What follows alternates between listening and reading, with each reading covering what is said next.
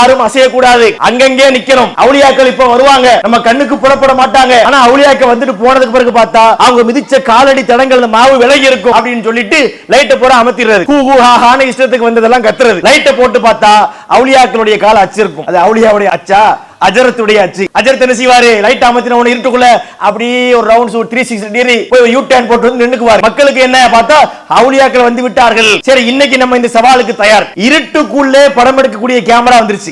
இருட்டு திக்கர் பண்ணி அவுலியாக்கள் வர்றாங்க, கேமரால அவுலியாக்கள் தெரியாம கூட இருக்கட்டும், ஆனா அஜரத் நான் தெரிஞ்சு போயிடும், கண்டுபிடிச்சிடலாம். காலல்லதீன கஃபரு லா தஸ்மஊ லிஹாதல் குர்ஆன், அந்த காபிர்கள் பிரச்சாரம் செய்தார்கள், இந்த குர்ஆனை நீங்கள் காது கொடுத்து கேட்டு விடாதீர்கள். அதனால இவங்க சொல்றாங்க, நூஹ் நபி காலத்து சொன்ன இவங்க சொல்றாங்க, ரசூலுல்லாஹ்வுடைய காலத்திலே இறை மறுப்பாளர்கள் சொன்ன கருத்தை தான் இவர்கள் இன்றைக்கு சொல்லிக் கொண்டிருக்கிறார்கள். ஏன் கேட்காதீங்கன்னு ஏன் கேளுங்கன்னு சொல்ல வேண்டியதானே? கேளு. நம்ம கொள்கையில நம்ம உறுதியா இருப்போம். நம்ம ஜமாத்து, நம்ம அக்கீதா, நம்முடைய அப்பம்பாட்டை கொண்டு வந்த கொள்கையில உறுதியா இருப்போம்.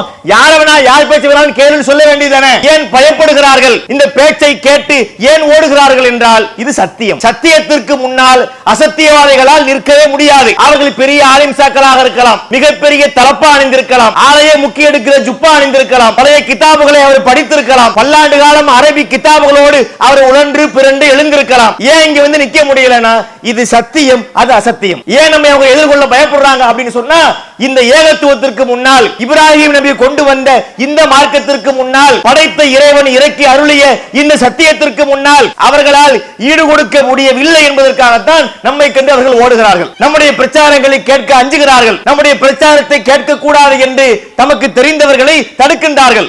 அஸ்ஸலாமு அலைக்கும் வரஹ்மத்துல்லாஹி வபரகாத்துஹு. கண்ணியம் நிறைந்த எல்லாம் வல்ல ஏக இறைவனின் நல்லடியார்களே, ஏகத்துவம் ஏற்படுத்திய எழுச்சி எனும் தலைப்பை எனக்கு வழங்கியிருக்கிறார்கள். இஸ்லாமிய மார்க்கத்தினுடைய அடிப்படை லா இலாஹ இல்லல்லாஹ் என்பதையும்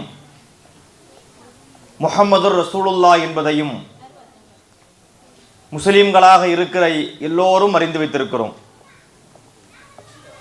லா இலாஹ இல்லல்லாஹ் என்று சொன்னால் வணக்கத்திற்குரிய இறைவன் அல்லாஹ் ஒருவனை தவிர யாரும் இல்லை, எவரும் இல்லை. முஹம்மது ரசூலுல்லாஹ் என்றால் முஹம்மது நபி அவர்கள் இறை தூதர் ஆவார்கள். இந்த இரண்டு வார்த்தைகளுக்குள்ளேயே இஸ்லாமிய மார்க்கத்துடைய ஒட்டுமொத்த அடிப்படைகளும் அடங்கி போய் விடுகிறது. இஸ்லாம் என்றாலே ஏகத்துவம் தான். ஏகத்துவம் என்றால் என்ன அப்படின்னா, இறைவனை ஒருவனாக மட்டுமே எடுத்துக்கொள்வது, அந்த ஒருவனையே கடவுளாக நம்புவது, அந்த ஒருவனையே நாம் அனைத்திற்காகவும் சார்ந்திருப்பது, அந்த ஒரு இறைவனுக்கு மாத்திரமே வணக்க வழிபாடுகளை நிறைவேற்றுவது, அந்த ஒரு இறைவனுக்கு இணையாக துணையாக நிகராக யாரையும் கருதுவதில்லை என்பதுதான் லா இலாஹ இல்லல்லாஹ் என்பதனுடைய பொருளாக இருக்கின்றது. இவ்வளவு தெளிவான சித்தாந்தத்தை, அடிப்படைகளை இஸ்லாமிய மார்க்கம் கொண்டிருந்த போதிலும் பல்லாண்டு காலங்களாக பாரம்பரிய முஸ்லிம்களாக வாழுகிறோம் என்று சொல்லுகிற முஸ்லிம்கள் இந்த அடிப்படைகள் அனைத்தையும் புரிந்து வைத்திருக்கின்றார்களா? தங்களுடைய நம்பிக்கையையும் செயல்பாடுகளையும் இஸ்லாமிய மார்க்கம் சொன்ன அடிப்படையிலே அமைத்துக் கொண்டிருக்கின்றார்களா என்றால் பல முஸ்லிம்கள் அந்த நிலையிலே இல்லை என்றுதான் நாம் சொல்ல வேண்டும். லா இலாஹ இல்லல்லாஹ் என்கின்ற அடிப்படையை கூட புரியாதவர்களாக இன்றைக்கு முஸ்லிம்கள் வாழ்ந்து கொண்டிருக்கிறார்கள். கிட்டத்தட்ட 40 ஆண்டுகளாக இந்த பிரச்சாரத்தை நாம் மக்கள் மத்தியிலே எடுத்து வைக்கின்றோம். பிரச்சாரத்தை நாம் எடுத்து வைக்கக்கூடிய நேரத்திலே அது மக்களால் பலவாறாக பார்க்கப்படுகிறது. நஜாத்காரன் கூட்டம் போட்டுட்டான், வஹாபிகள் இன்னைக்கு ஒரு கூட்டத்தை கூட்டி இருக்கிறாங்க, அவர்கள் நம்மை பற்றி திட்டி தீர்ப்பார்கள், நம்மை வசைபாட போகிறார்கள் என்றெல்லாம் பலர் நினைக்கின்றார்கள். அது உண்மை அல்ல சகோதரர்களே. யாரை புகழ்பாடுவதற்காகவும் யாரை வசைபாடுவதற்காகவும் நாம் பிரச்சாரத்தை கையிலே எடுப்பதில்லை. இஸ்லாமிய மார்க்கத்துடைய அடிப்படைகளை அல்லாஹ் நமக்கு புரிய வைத்திருக்கின்றான். நாம் அறிந்த மார்க்கத்தை பிற மக்களுக்கு எடுத்து சொல்ல வேண்டிய ஒரு பொறுப்பு நமக்கு இருக்கின்றது. நம்முடைய நிலைப்பாடு என்ன? தர்கா வழிபாடு கூடாது, தாயத்து கூடாது, மௌலிதுகள் கூடாது, கூட்டு துஆக்கள் கூடாது, முஹர்ரம் மாதத்தினுடைய பிதாத்துக்கள் எல்லாம் கூடாது. இதெல்லாம் நம்ம பிரச்சாரம் செஞ்சாலும் கூட யாரையும் நிர்பந்தித்து இந்த கொள்கையை நாம் திணிப்பது கிடையாது. ஏன்னா இஸ்லாமிய மார்க்கமே அதை நமக்கு சொல்லவும் இல்லை. ஒருவர் தர்காவுக்கு போறாருன்னு வச்சுக்கோங்களேன், அவர் தர்காவுக்கு போகாமல் இருப்பதற்காக அவரை பிடிச்சி கட்டி போடலாமா? மார்க்கத்திலே அதற்கு அனுமதி இல்லை. லா இக்ரா ஃபித் தீன் கத் பையன ருஷ்து மினல் கை, திருமறையிலே அல்லாஹ் சொல்லுகின்றான். மார்க்கத்தில் எந்த விதமான நிர்பந்தமும் கிடையாது. சத்தியமும் அசத்தியமும் தெளிவாகிவிட்டது. அல்லாஹ் நமக்கு அழகிய அறிவுரைகளை எடுத்து சொல்லிவிட்டான். ஒருவர் இதை நம்பினால், இந்த ஏகத்துவத்தை ஒத்துக்கொண்டால், அவருடைய உள்ளத்திலே இந்த போதனைகள் ஒரு மாற்றத்தை தந்தால், அவர் இறைவனை மட்டுமே வணங்கி கொண்டிருப்பார், தர்காவுக்கு போக மாட்டார். ஒருவருக்கு இந்த அடிப்படை புரியவில்லை என்றால் அவர் எந்த தர்காவுக்கும் போவார். அதை நம்ம பிடிச்சி கட்டி போடக்கூடாது, பிரச்சாரம் தான் செய்யணும். திருமறையில இன்னொரு இடத்துல அல்லாஹ் சொல்லுகிறான், இவையெல்லாம் அல்லாஹ்வுடைய அறிவுரைகள். ஃபமன் ஷாஃபல் யுமின் வமன் ஷாஃபல் யக்ஃபுர், விரும்புகிறவர் இந்த போதனைகளை ஏற்றுக்கொள்ளலாம், விரும்புகிறவர் இந்த போதனைகளை மறுக்கவும் செய்யலாம். அவர் விருப்பம், உங்க இஷ்டம் தான். அல்லாஹ் ஆனா ஒன்னு இருக்குது, யாரு சரியான மார்க்கத்தை ஏற்றுக்கொள்ளவில்லையோ அவர்களுக்கு நரகம் இருக்கிறது, கேள்வி கணக்கு இருக்கிறது. அதையெல்லாம் பார்த்துக்கங்க. பார்த்து நீங்க என்ன செய்யணுமோ செய்யுங்க என்ற முழு சுதந்திரத்தையும் அல்லாஹ் நமக்கு வழங்கிவிட்டான். இங்கே நம்முடைய வேலை என்ன? தமிழ்நாடு தௌஹீத் ஜமாஅத்தினுடைய பணி என்ன என்றால் மார்க்கத்தை எடுத்து சொல்லுவது மட்டும்தான். அந்த அடிப்படையில் தான் நாம் எடுத்து சொல்கிறோமே தவிர யாரையும் விமர்சிப்பது நம்முடைய நோக்கமே இல்லை என்பதை நீங்கள் புரிந்து கொள்ள வேண்டும். இதுல இன்னும் ஒரு அடிப்படையும் நான் இங்கே பதிய வைக்கின்றேன். பல கூட்டங்களை நாம் நடத்துகிறோம். சில மக்கள் இதை செவிதாழ்த்தி கேட்பார்கள்.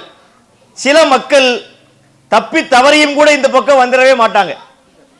ஆஹா, இவங்க கூட்டம் போட்டிருக்கிறாங்க, அதை கேட்டக்கூடாது, அவங்க ஏதாவது ஒன்று குண்டக்க மண்டக்க பேசுவாங்க, நல்லது மாதிரி பேசுவாங்க, ஆனா கெட்டதா இருக்கும், வாழைப்பழத்திலே ஊசி எட்டுவதை போல பேசுவார்கள் என்றெல்லாம் நம்மை பற்றிய பேச்சுக்கள் இருக்கின்றது. நாம் ஒரு விஷயத்தை தெளிவாக சொல்கிறோம். தமிழகத்திலே எங்களுடைய ஜமாத்தை, எங்களுடைய பிரச்சாரத்தை எதிர்க்கக்கூடியவர்கள், அவர்களுக்கு நாங்கள் என்ன பிரச்சாரம் செய்கிறோம் என்பதே தெரியாது. பல விஷயங்கள் அடிப்படை ஒன்றை தெரிந்திருக்கலாம், பரவலாக நாம் என்ன சொல்கிறோம் என்று தெரியாது. ஏன்? நாம் பேசுகிற பேச்சை அவர்கள் காது கொடுத்து கேட்பதே இல்லை. நம் ஜமாத்தின் சார்பிலே டிஎன்டிஜே பப்ளிகேஷன் என்கின்ற பெயரிலே 80க்கும் மேற்பட்ட புத்தகங்களை நாம் வெளியிட்டிருக்கிறோம். இந்த புத்தகத்திலே ஒரு புத்தகத்தையாவது, அதிலே ஒரு பக்கத்தையாவது அவர்கள் வாசித்திருப்பார்களா? மாதந்தோறும் சத்தியம் முழக்கம் என்கின்ற ஒரு மாத பத்திரிகை நடத்துகிறோம். நடுநிலை சமுதாயம் என்கின்ற சமுதாய பத்திரிகை வாரம் வாரம் வெளிவருகிறது. இதையெல்லாம் அவர்கள் வாசித்திருப்பார்களா? வாசித்தே இருக்க மாட்டாங்க. நம்முடைய பேச்சுக்களை அவருடைய காதுகள் கேட்கவும் இல்லை, நம் எழுத்துக்களை அவருடைய கண்கள் படிக்கவும் இல்லை. நாம் என்ன சொல்கிறோம், நமது நிலைப்பாடு என்ன என்று எதுவுமே தெரியாது. ஆனால் அவர்கள் சொல்கிறார்கள் இவர்கள் சொல்லுவது தவறு என்று. இதை ஏற்க முடிகிறதா? ஒரு மாணவன் எக்ஸாம் எழுதுறாங்க, வாத்தியார் அந்த பேப்பரை கரெக்ஷன் பண்றாரு. கரெக்ஷன் பண்ணா எப்படி கரெக்ஷன் பண்ணணும்? 1 மார்க் எழுதியிருக்கிறானா, 2 மார்க்ஸ் எழுதியிருக்கிறானா, 5 மார்க்ஸ் எழுதியிருக்கிறானா, 10 மார்க்ஸ் எழுதியிருக்கிறானா, எல்லா பேப்பரையும் முதல் பக்கத்திலே இருந்து கடைசி பக்கம் வரை திருத்தி அதற்கு மதிப்பெண்களை வழங்கி எல்லாத்தையும் கூட்டி போட்டதுக்கு பிறகு இது ஃபெயில்னு சொன்னா பரவாயில்லை. ஒரு வாத்தியார் ஒரு மாணவனுடைய பேப்பரை வாங்கி திருத்துறார், திருத்தவே இல்லை, முழுசும் பார்க்கவே இல்லை, இது ஃபெயில் தான்ங்கிறார். ஏத்துக்குவோமா? சண்டைக்கு போய் திருத்திட்டு ஃபெயில்னு சொல்லி ஏத்துக்கிறோம்னு போய் நிக்க மாட்டோமா? அந்த மாதிரி தானே இது இருக்கு. எங்க பிரச்சாரத்தை கேட்கிறதே இல்லை, எங்கள் எழுத்துக்களை வாசிக்கிறதே இல்லை. அப்ப நாங்க சொல்றது தப்புன்னு மட்டும் எப்படி சொல்ல முடியுது? அப்ப இதுல ஒரு அவங்க வைக்கக்கூடிய வாதத்திலே ஒரு உண்மைத்தன்மை இல்லை, ஒரு போலித்தனம் இருக்கிறது என்பதை இதில் இருந்தே நாம் அறிந்து கொள்ள முடியும். இதுல இன்னும் ஒண்ணு நீங்கள் பார்க்கலாம். நாம் பிரச்சாரங்கள் செய்யக்கூடிய நேரத்திலே ஒன்று சொல்லுவார்கள். அதற்கு பல விதங்கள்ல டிஸ்டர்ப் பண்றதுக்கு என்னென்ன வேலைகள் முடியுமோ அதை செஞ்சு பார்ப்பாங்க.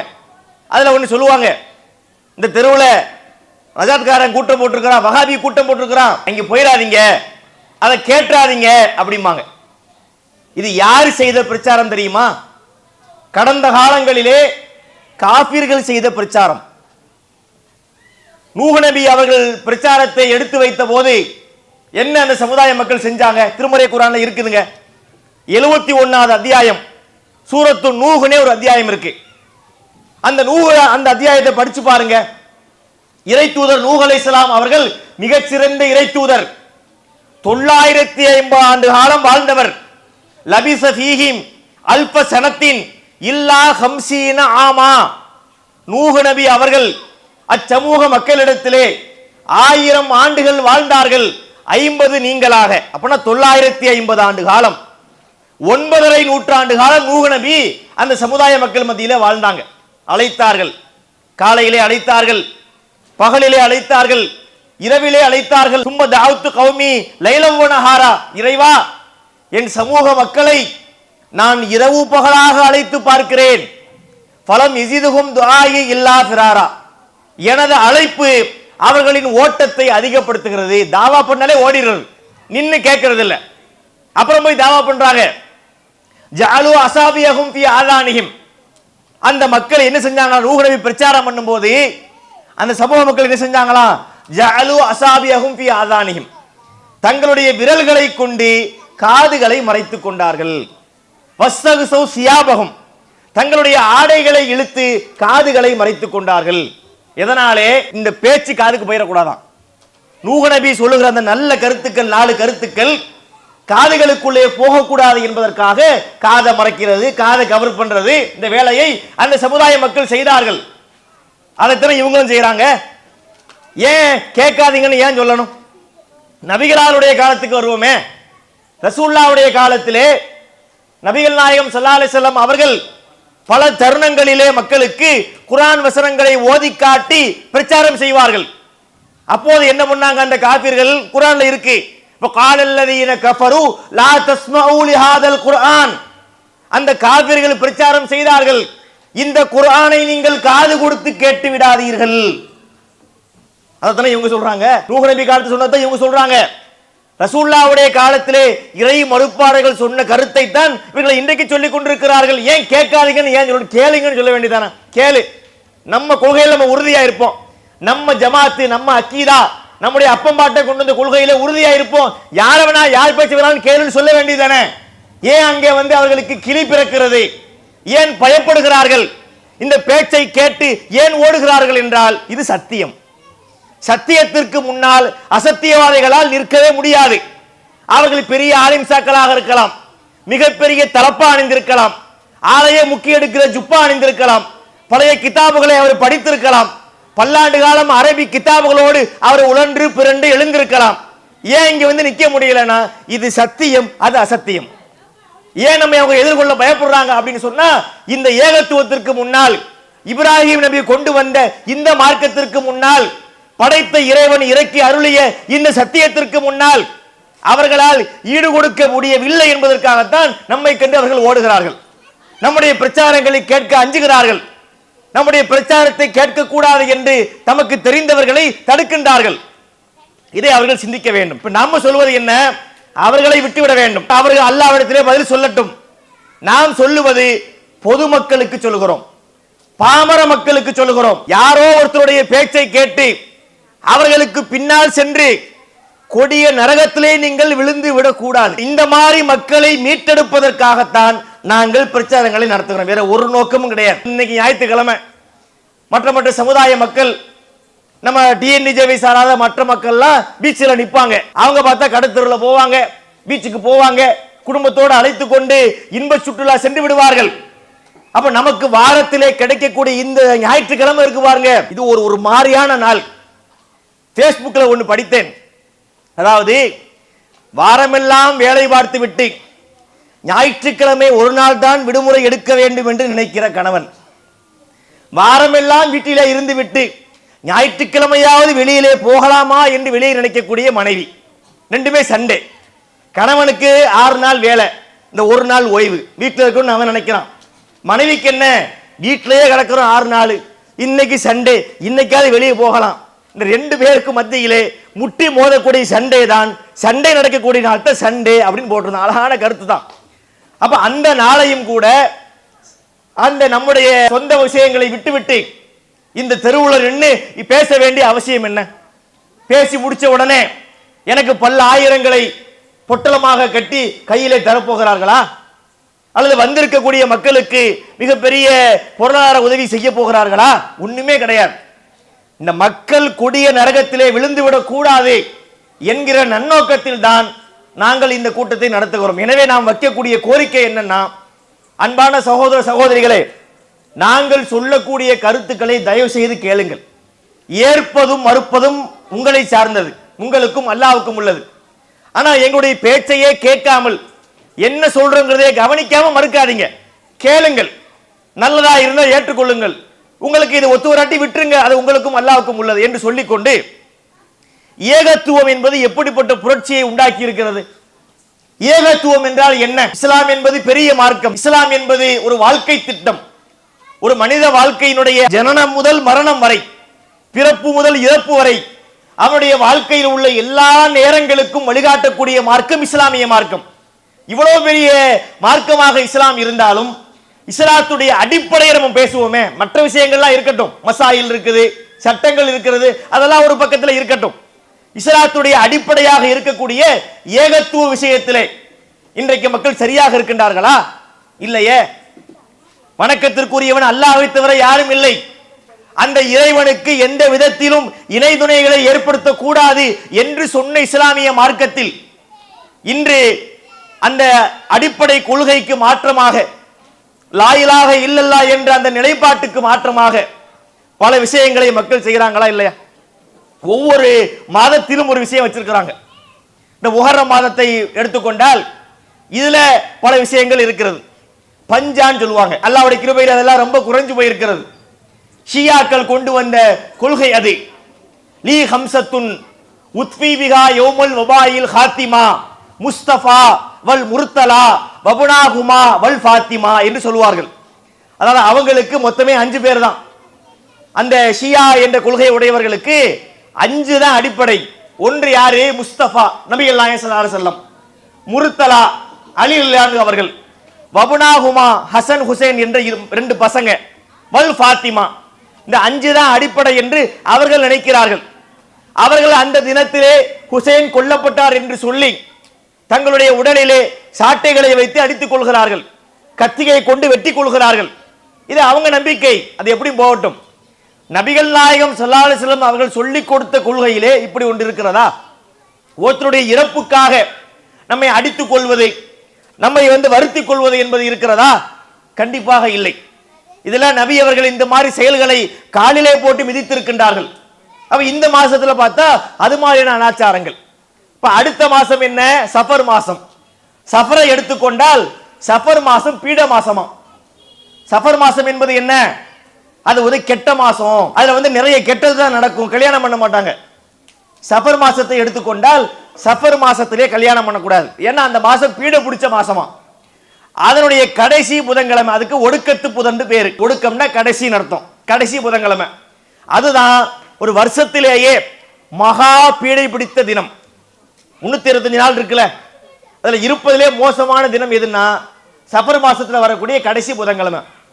அந்த நாளிலே கடற்கரைக்கு செல்ல வேண்டும் அல்லது ஆற்றங்கரைக்கு செல்ல வேண்டும், மா இலையில அதை கரைக்க வேண்டும், அங்கே புல்லு மிதிக்க வேண்டும் என்றெல்லாம் பல மூட நம்பிக்கைகளை சஃபர் மாசத்திலே மக்கள் செய்கின்றார்கள். இதெல்லாம் இஸ்லாத்தில் இருக்கிறதா?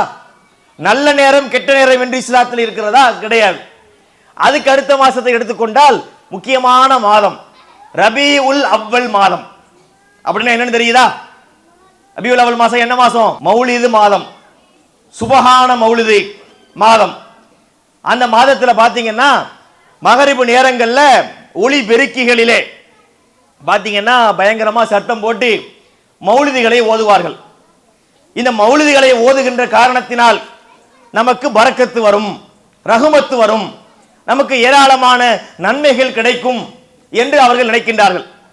ஆனா இந்த மௌலிது ஓதினால் பரக்கத்து வருமா, ரஹ்மத்து வருமா, பணம் கிடைக்குமா? நரகம் தான் கிடைக்கும். இது நாம் எப்படி சொல்லுகின்றோம்? மௌலிதினுடைய பல வார்த்தைகள் திருமறை குர்ஆனுடைய வசனங்களுக்கு நேர் முரணாக அமைந்திருக்கின்றது. எந்த லா இலாஹ இல்லல்லாஹ் என்ற கொள்கையை இஸ்லாமிய மார்க்கம் சொல்லி இருக்கின்றதோ அந்த லா இலாஹ இல்லல்லாஹ் என்ற கொள்கையை முற்றிலுமாக அதுக்கு மாறுபட்ட வார்த்தைகளை கொண்டதுதான் சுபஹான மௌலிது, முஹைத்தின் மௌலிது எல்லாமே. இதுல பார்த்தீங்கன்னா அது ரொம்ப பயபக்தியா ஓதுவாங்க. முதல்ல ஒன்றை புரியணுங்க, இந்த மௌலிது என்ற தாக்கம் மக்கள்கிட்ட அதிகமாக இருக்கிறது. மௌலிது என்பது என்ன தெரியுமா? முதல்ல அது பாடல், கவிதை, இலக்கியம் அந்த மாதிரி வச்சுக்கலாம். இஸ்லாமிய மார்க்கத்திலே கவிதைக்கு முக்கியத்துவம் இருக்கிறதா இதை பார்க்கணும். முதல்ல மௌலிது வார்த்தைகள் தப்பா இல்லையாங்கிறதுக்கு நான் ரெண்டாவது வர்றேன். முதலிலே பாடல்களுக்கு கவிதைகளுக்கு இஸ்லாத்திலே இடம் இருக்கிறதா என்றால் இஸ்லாத்திலே இடம் இல்லை. கவிதைக்கு இஸ்லாம் கொடுக்கக்கூடிய மரியாதை என்ன தெரியுமா? அதுக்கு திருமறை குர்ஆனுடைய வசனங்களை சான்று. அல்லாஹ் சொல்லுகின்றான், அஷ்ஷுஅராவு யத்தபிஉல் காவூன். திருக்குர்ஆனிலே சூரத்து ஷுஅரா என்றே ஒரு சூரா இருக்கு, கவிஞர்கள் என்றே ஒரு சூரா இருக்குது. சூராவுக்கு பெரிய கவிஞர்கள். அதுல வரக்கூடிய வாசகம் என்ன வருது? அஷ்ஷுஅராவு யத்தபிஉல் காவூன். கவிஞர்களை வீணர்கள் தான் பின்பற்றுவார்கள். வார்த்தையை கவனிக்கணும். யார் பின்பற்றுவா? கவிஞனை யார் பின்பற்றுவா? வீணர்கள் தான் பின்பற்றுவார்கள். ஏன்? அலம் தர அன்னகும் ஃபீ குல்லி வாதின் யஹீமுன் வ அன்னகும் யகுலுன மா லா யஃபாலுன். கவிஞன்ட்ட உள்ள பிரச்சனை என்ன தெரியுமா? அவர்கள் செய்யாதவற்றை எல்லாம் சொல்லுவார்கள், பொய் பேசுவார்கள், புழுகுவார்கள், புனை சுருட்டுக்களை அள்ளி விடுவார்கள், ஓவராக உருட்டுவார்கள். இதுதான் கவிஞர்கள். இன்னொரு இடத்துல அல்லாஹ் சொல்லும் போது சூரா யாசீன்ல வரக்கூடிய வசனம் பரவலாக எல்லா மக்களுக்கு தெரிஞ்ச அத்தியாயம். அல்லாஹ் சொல்லுகிறான், வமா அல்லம்னா ஷிஅர, நாம் இவருக்கு இந்த நபிக்கு கவிதையை கற்றுக் கொடுக்கவில்லை, மா எம்பகிய லகு, அது அவருக்கு தேவையும் இல்லை. இந்த வார்த்தை எப்படி இருக்கு பாத்தீங்களா? கத்துக் கொடுக்கலன்னு சொல்லிட்டு போயிருந்தா கூட அது ஒரு மாதிரி. அல்லாஹ் சொல்லுகிறான், நம்ம அவருக்கு கத்துக் கொடுக்கல, இந்த முகமது நபி அவர்களுக்கு கவிதையை கத்துக் கொடுக்கல, அது அவருக்கு தேவையும் இல்லைங்கிறான் அல்லாஹ். அப்ப இதான் கவிதைக்கு மார்க்கம் சொல்லக்கூடிய அடிப்படை. இதுக்கு அல்லாஹ் என்ன சொல்றான்? கவிஞன்ட்ட என்ன பிரச்சனை இருக்கு? இல்லாதவற்றை, செய்யாதவற்றை, நடக்காதவற்றை எல்லாம் புனைந்து சொல்லுகிற வழக்கம் கவிஞன்ட்ட இருக்கு. அதுக்கு ஏராளமான விஷயங்களை சொல்லலாம். நிறைய பாட்டு இருக்குது. ஒரு பழைய காலத்து பாட்டுல சொல்லுவான், நிலவை பார்த்து வானம் சொன்னது என்னை தொடாதே. நிலவை பார்த்து வானம் சொல்லிச்சான், டோன்ட் டச் மீ, என்னை தொற்றாதன்னு யாரு சொல்றா? வானம் நிலாவை பார்த்து சொல்லிச்சான். நிழலை பார்த்து பூமி சொன்னது என்னை தொடாது. இப்ப இந்த கட்சி படம் காட்டுறேன், சூரிய நிழல் பூமியில விழுகுமா? இந்த நிழலை பார்த்து பூமி சொல்லிச்சா என்னை தொடாதேன், அது எப்படி சொல்லும்? ஆனா கவிதைன்னு ரசிப்பாங்க மக்கள். இதுல உண்மையா பொய்யான்னு பார்க்க கூடாதாம். கவிதை என்றால் ரசிக்க வேண்டும். அப்ப நடைமுறைக்கு ஒத்து வராதுல. கவிதை என்றாலே அது பொய் தான். அதுல மிகையான வர்ணனை இருக்கும். ஒரு விஷயத்தை சொல்ல வரக்கூடிய நேரத்திலே உள்ளது உள்ளபடி சொல்ல மாட்டார்கள். அதை வர்ணிக்கிறேங்கிற பேர்ல ஓவராக சொல்லுவாங்க. இப்ப நாம எல்லாம் கேள்விப்பட்ட வைரமுத்துன்னு ஒரு கவிஞர் இருந்தார். அவர் பல பாடல்களை நிறைய எழுதியிருக்கிறார். அதுல ஒன்று சொல்றேன் பாருங்களேன். அவரு தன்னுடைய மனைவியை பற்றி எழுதுகிறார். அந்த மனைவிக்கு இவர் என்னெல்லாம் செஞ்சு கொடுப்பாரு அப்படின்னு சொல்ல வர்றாரு. அழகிய நிலவில் ஆக்சிஜன் நிரப்பி அங்கே உனக்கு ஒரு வீடு செய்வேன். அம்ஜி கரையில வாங்கி தரேன்னு சொல்லி நம்புவோம். காசு கொடுத்தா பிளாட்டை வாங்கி கொடுத்து குடி வச்சிடலாம். நிலாவில் ஆக்சிஜன் இல்லை இல்ல, இவர் என்ன செய்வாராம்? இங்க இருந்து கிருட்டுன்னு கொண்டு போவாராம். ஆக்சிஜனை கொண்டு போய் நிலாவில் நிரப்பிடுவாராம். அங்கே கொண்டு போய் மனைவியை கொண்டே வைப்பாராம். மேகத்தை பிடித்து மெத்தைகள் அமைத்து மெல்லிய பூ உன்னை தூங்க வைப்பேன். ஒரு இலவ மஞ்சு பெட்டு, ஒரு குர்லான் பெட்டு, அல்லது ஒரு சமுக்காலம், ஒரு பாய், ஒரு மேட்ரஸை விரிச்சு படுக்க வச்சாருன்னு நம்பலாம். மேகத்தை எப்படி பிடிப்பாரு, அதை எப்படி மெத்த செய்வாரு கேட்டா அது இலக்கியம் பாங்க, அது கவிதை. அது பரவாயில்ல. தூக்கத்தில் மாது வேர்க்கின்ற போது நட்சத்திரம் கொண்டு நான் துடைப்பேன். தூங்கும் போது பொம்பளையாளுக்கு வேர்க்குது, கட்சி வச்சு துடைக்கலாம், ஒரு டவலை வச்சு துடைக்கலாம். இவர் என்ன செய்வாராம்? இங்க இருந்து போவாராம், நட்சத்திரத்தை பிடிச்சு கொண்டு வருவார். நட்சத்திரங்கிறது என்ன? அது ஒரு சூரியன் தான். இப்ப நம்ம சூரியன்ங்கிறது நம்ம பக்கத்தில் உள்ள ஸ்டார், நம்ம தூரமாக உள்ள ஸ்டார் எது? மற்ற அது ஒண்ணு கிட்டத்தட்ட எரியக்கூடிய ஒண்ணுதான். அதை முதல்ல தூக்கிட்டு வர முடியுமா? கிட்ட போனாலே இவர் கருகிடுவாரு, நட்சத்திரத்தை பிடிக்கிறதுக்கு போனாலே இவர் கருகிடுவாரு. சரி, ஹெல்மெட்லாம் போட்டு ஒரு மாதிரியா போய் பிடிச்சிட்டு வந்தாலும் வச்சுக்கிடுவோம். கொண்டு வந்து இங்க மனைவி மேல வச்சோம்னா மனைவி கருகி போயிடும். இந்த மாதிரி இருக்குல்ல, இதுதான் கவிதை. அப்ப இது ஒரு பாட்டுக்கு ரசிப்பதற்கு ஓகே, நடைமுறைக்கு ஒத்து வருமான ஒத்து வராது. இல்ல இன்னும் ஒண்ணு நீங்கள் பார்க்கலாம், கவிஞர்களிடத்திலே ஏராளமான முரண்பாடுகள் உண்டு. சாதாரண பேச்சில் வரக்கூடிய முரண்பாடுகளை விட கவிஞர்களுடைய பேச்சிலே நிறைய முரண்பாடுகள் இருக்கும். வேற வேற கவிஞரை விடுங்க, ஒரே கவிஞர் வைரமுத்துவே இன்னைக்கு எடுத்துருவோமே, அவர் ஒரு பாட்டு படிக்கிறார். அதாவது ஆட்டுப்பால் குடிப்பதை பத்தி படிக்கிறார். அண்ணல் காந்தி குடிச்சதெல்லாம் அன்பை வளர்க்கும் ஆட்டுப்பாலுங்க, அண்ணா மலானா குடிச்சதெல்லாம் பண்பை வளர்க்கும் மாட்டுப்பாலுங்க. அதாவது காந்தி இருக்கிறார்ல, இந்தியாவுடைய தேச தந்தைங்கிறாங்கல்ல, அவர் குடிச்சதே ஆட்டுப்பால் தான். அப்ப ஆட்டுப்பாலை உயர்த்துகிறார், சொல்லித்தராரா? அப்படியே நீங்க போனீங்கன்னா இன்னொரு பாட்டு படிப்பாரு, ஆட்டுப்பால் குடிச்சா அறிவழிஞ்சு போகும்னு, எரும பால் குடிச்சா எப்போ வந்து சேரும்னு, காரா பசு ஓட்டி வாராண்டி தாய் மாமே. அங்க படிக்கிறார். ஆட்டுப்பால் குடிச்சா என்ன ஆயிருமா? அறிவு அழிஞ்சிரும். அண்ணல் காந்தி குடிச்சது ஆட்டுப்பால், ஆட்டுப்பாலை உயர்த்துகிறார். ஆட்டுப்பால் கொடுத்து அறிவு அழிஞ்சிரும், காலில் போட்டு மிதிக்கிறார். இதுதான் பிரச்சனை. கவிஞன்ட்ட உள்ள பிரச்சனை என்ன? ஒரு நேரத்திலே சொல்லக்கூடிய கருத்தை இன்னொரு நேரத்தில் பிடிக்க மாட்டான், அதை காலில போட்டு மிதிப்பான். இது மாதிரியாக ஏகப்பட்ட பொய்கள் கவிதையிலே உண்டு. இதை நாம் சொல்லவில்லை, அவர்களே ஒத்துக்கொண்டார்கள். பொய்யிலே பிறந்து பொய்யிலே வளர்ந்த புலவர் பெருமானின் படிச்சாங்களா? கண்ணுக்கு மையழகு கவிதைக்கு பொய்யழகு, அவனே படிச்சானா? ஏன் கருத்தை விட்டுருங்க, அவனே சொல்றான் கவிதைனா பொய்ன்னு. அப்ப இந்த பொய்களும் முரண்பாடுகளும் நிறைந்திருக்கக்கூடிய இதை கொண்டு உருவாக்கப்பட்ட மௌலுது வணக்கமாக இருக்க முடியுமா? இது முதல் கேள்வி. இங்க இதை வைத்துக்கொண்டு மௌலுதுக்கு நீங்க மூடி போட்டு க்ளோஸ் பண்ணி போற்றலாம். இந்த பிரச்சனை இருக்குதா? இது ஒண்ணு இருக்குது.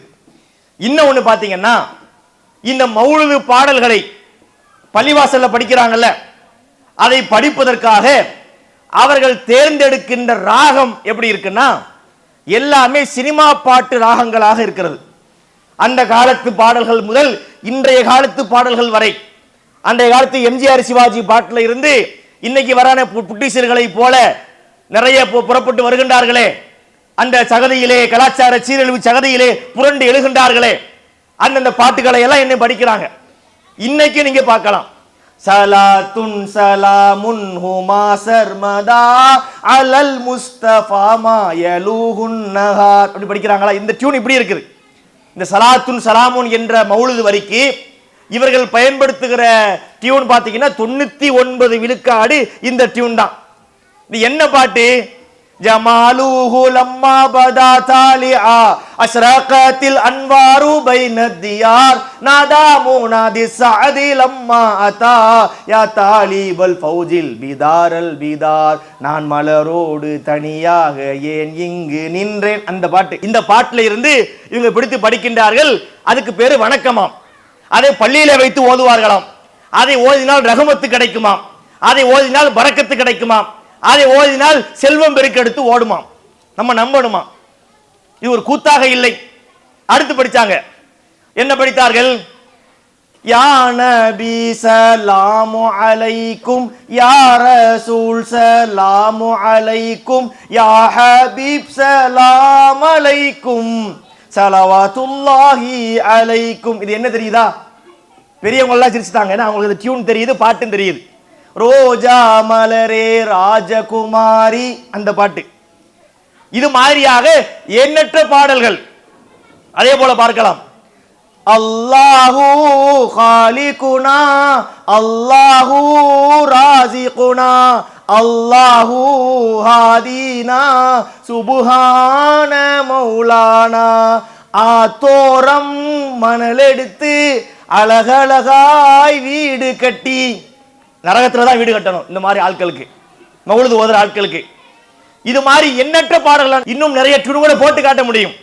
இப்படி சினிமா பாட்டு மெட்டுக்களை அடிப்படையாக கொண்டு இதை ஓதினால் நன்மை கிடைக்குமா? கண்டிப்பாக இல்லை. சிந்திக்க வேண்டும் மக்கள். இவர்கள் நம்மை எங்கே அழைத்து செல்கிறார்கள்? அவன் காசு வாங்கிட்டு கலாச்சாரத்தை சீரழிப்பதற்காக சினிமா எடுக்கிறான். ஒழுக்கம் இல்லாதவன், கற்பொழுக்கம் இல்லாதவன் போய் அந்த சினிமாவை பார்க்கிறான். அதை கொண்டு வந்து டியூனை போட்டு பள்ளிவாசலிலே உட்கார்ந்து ஓதி அதை நன்மை என்று சொன்னால் அதையும் இந்த சமுதாயம் நம்புகிறது என்றால் இவர்கள் எதை நோக்கி போய் கொண்டிருக்கிறார்கள்? சிந்திக்க வேண்டும். அதுல வரக்கூடிய வார்த்தைகள் எண்ணற்ற வார்த்தைகள், இறைவனுக்கு நிகராக கூடிய வார்த்தைகள். அதாவது நபிகள் நாயகம் அவர்களை புகழ்றாங்களாம். ரபியுல் அவல் மாசத்திலே இவங்க ஓதக்கூடிய சுப்ஹான எதற்காக? ரசூலுல்லாஹ்வை புகழ்றோம். என்ன புகழ்ந்தாங்கன்னு கேளுங்க, சொல்ல தெரியாது. புகழ்ந்தோம், எல்லாரும் ஓதுனாங்க, நாங்களும் ஓதுனோம். சரி, என்னங்க சொல்லி புகழ்ந்தீங்க? சொல்ல தெரியாது. அதுல வரக்கூடிய வார்த்தைகளை பார்த்தால் நபிகள் நாயகம் ஸல்லல்லாஹு அலைஹி வஸல்லம் அவர்களை இறைவன் அளவுக்கு நிகராக்கி பார்க்கக்கூடிய வார்த்தைகள் இதில் இருக்கிறது. என்ன இருக்கிறது? கஃபிரு அன்னி துனூபி, எங்கள் பாவங்களை நீங்கள் மன்னித்து விடுங்கள். அதே போல அஸ்ஸலாமு அலைக்க யா முபரி சகாமி, நோயை நீக்குபவரே உங்களுக்கு சலாம் உண்டாகட்டும். நோயை நீக்கிறது யாரு? நமக்கு வரக்கூடிய நோயை நீக்கிறது யாருங்க? அல்லாஹ் நீக்கிறான். நபிகள் நாயகத்தை பார்த்து சொல்றாங்க, நோயை நீக்கிறவரே உங்களுக்கு சலாம் உண்டாகட்டும். இப்படி இறைவனுக்கு நிகராக்கக்கூடிய வார்த்தைகள் சுப்ஹான மௌலிதுல இருக்கு. இது ஒரு ரபியுல் அவ்வல்ல. அடுத்த மாசத்துக்கு ஜம்ப் பண்ணுவோம். ரபியுல் ஆகிர் மாதம். ரபியுல் ஆகிர் மாதம் என்ன மாதம்? முஹித்தீன் மௌலிது. இந்த முஹித்தீன் இருக்கிறாரே, அவர் ஒரு முக்கியமான கேரக்டரா தான் இருக்கிறார். இஸ்லாமிய மார்க்கத்துடைய பார்வையில் அல்ல, இங்கு வாழக்கூடிய முஸ்லிம்களுடைய பார்வையிலே. முஹித்தீன் யார் தெரியுமா? முஹித்தீனை மதிக்காத கூட்டம் இது. இவங்களே எப்படி சொர்க்கத்துக்கு போவாங்க அப்படிங்கிறாங்களே. முஹித்தீன் யாரு? வரணும் அல்லாவா? அல்லாஹ்வுடைய தூதரா? அவரை நாம் என்ன ஈமான் கொள்ள வேண்டும்? ரசூலுல்லாஹ்வை ஈமான் கொள்ளாவிட்டால் அவன் முஸ்லீம் அல்ல. இப்ராஹிம் நபியை நம்பாவிட்டால் அவன் முஸ்லீம் அல்ல. மூசா நபியை நம்பாவிட்டால் அவன் முஸ்லீம் அல்ல. ஜிப்ரீலை நம்பாவிட்டால் அவன் முஸ்லீம் அல்ல. முஹைத்தீனை நம்பாட்டி நாம் முஸ்லீம் அல்லன்னு சொல்ல முடியுமா? அப்படித்தான் சொல்றாங்க. முஹைத்தீன் யார் தெரியுமா? அவர் எப்பேற்பட்ட மகான்! அகில உலகத்தினுடைய அவுலியாக்களுடைய தலைவர் யாராம்? முஹைத்தீன் அப்துல் காதர் ஜீலானி. அவரை புகழ்ந்து பாடுறதுக்காக ரபியுல் ஆகிர் மாதத்திலே ஒரு மௌலிது வச்சிருக்காங்க. அதுக்கு பேர் என்ன தெரியுமா? முஹித்தீன் மௌலிது. பள்ளிவாசல்கள்ல ஓதுவாங்க. ஒருத்தருக்கு அர்த்தம் தெரியாது. அதுல வரக்கூடிய அர்த்தங்களை பார்த்தால் சுப்ஹான மௌலிதெல்லாம் பரவாயில்லை.